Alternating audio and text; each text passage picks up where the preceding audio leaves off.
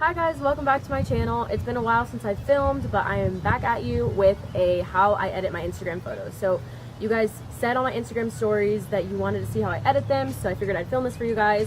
Obviously, this is now the time to put in my plug, so go ahead and follow me there so you can be included on polls like this. If you guys want to know how I edit my Instagram photos, then just go ahead and keep watching. Alright you guys, so before we start, I just figured that I would give you guys a little bit of an overview of what my Instagram vibe kind of is. So I'm working with a lot of like pinkish, beige, nude tones, just really neutral and a little bit colorful as well, really warm tones. So I'll just show you a couple of my photos just so that you can get a vibe of what my Instagram is like if you haven't visited my page before. Again, go follow me if you haven't already. And then just what you're basically going to be seeing in this video. Okay, so the first app that I use when editing my photos is Facetune, so I'll just go ahead and open Facetune. So just FYI, I got a new phone, so it's gonna keep popping up like it's like I just downloaded the app, but I didn't. So what I'm doing here is just smoothing out some of the imperfections. So I'm smoothing out these reflections. So this doorknob, I'm just gonna smooth out real quick.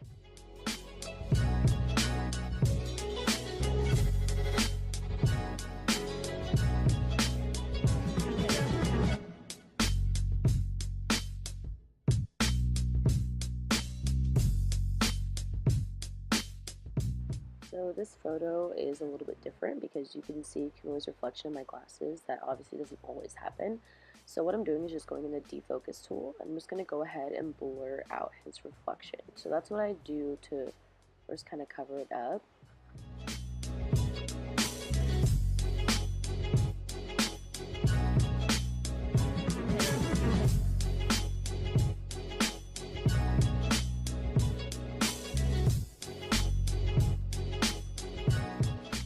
Okay, so now I'm going into the tones tool and I'm taking the picker and just picking up that black color on the top of my glasses.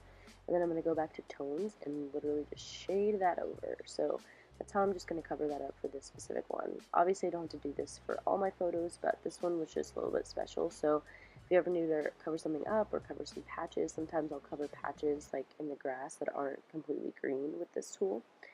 So that's what I kind of do for things like that.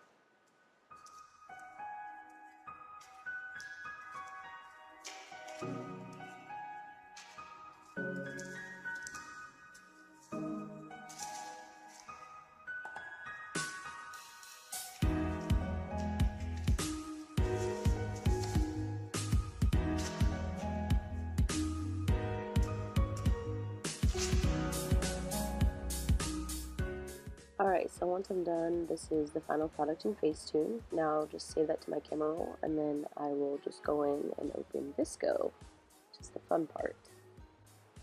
So then I'll just go ahead and pick the most recent one that I just saved, and then I'll just go to the edit tool. It's the second from the left, and I always choose the A6 filter.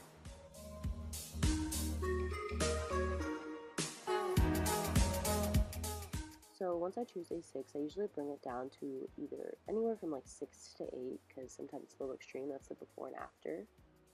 And then it's gonna pop up with all the instructions, like I said.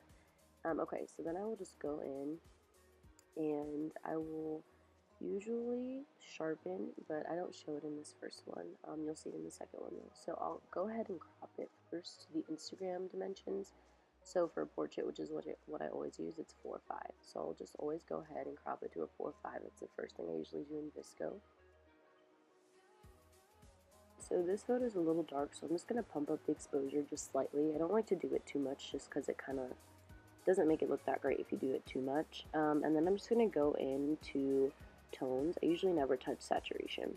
I'd like to turn the highlights up way high, usually on every photo. It doesn't really change. I do it up to a 7 or 8, just depending on the photo. Just go into white balance, and I'll turn the temperature up just a little bit. This one is already really warm. It was taken in the sunroom, so I'm just going to leave the temperature alone and turn the tint up to a really pink color, because like I said, it's kind of my vibe, just like a little bit pinky. So that's just what I'm doing there. And then skin tone, I'll take to the left a few notches, depending on the photo, whether I go from a 0.5 to a 2.5. So then usually the last thing I do is the grain, and that's what really changes the effect of my photo. So I like to turn the grain up pretty high.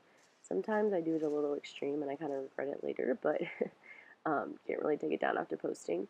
So I like to really just like stare at it for a while and see how far I want to take the grain up on it. But I just love the look of this. Most of my photos have it, even if it's really subtle.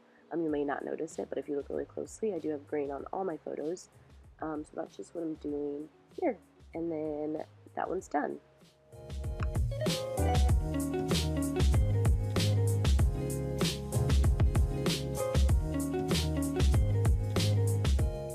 Okay, so I'm just going to open up another example for you guys so that you can really get a gist of how I edit my photos. So this one's going to be a little bit different just because I'm going to crop it a lot, so you're not going to see the majority of the photo. So you'll notice that I won't be editing some of it.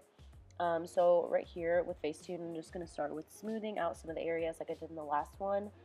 So the reflections and just some of the imperfections is what I'm going to smooth out first.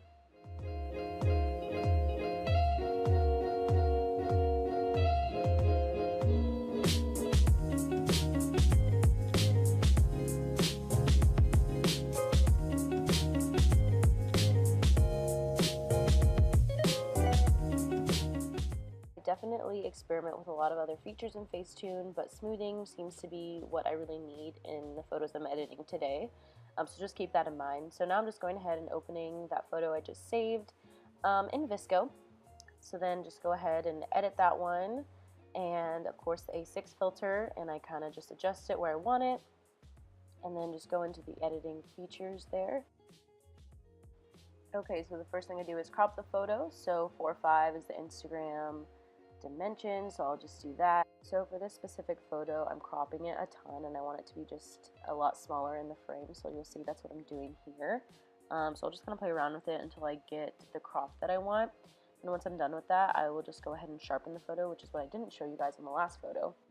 So I like to sharpen it to anywhere between a 4 and 5 usually, just because Instagram does naturally make your photos a little bit blurrier when you post them, so I just like to sharpen it.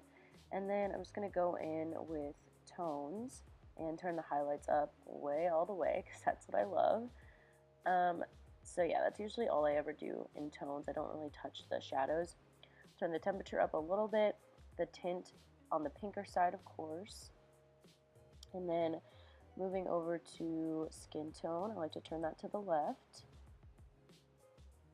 Here I'm just showing you that if you turn it all the way to the right, it's going to be a yellow skin tone, and all the way to the left is a pinker skin tone. So I just love that pinker look. That's why I'm turning mine to the left. I'm bumping up the exposure just a little bit. This photo's a little bit dark. And then lastly is the finishing touch of the grain. So obviously it's my favorite part. So I just turn that one up a lot. And yeah, that's really all I do for editing my Instagram photos. So that's the before and after.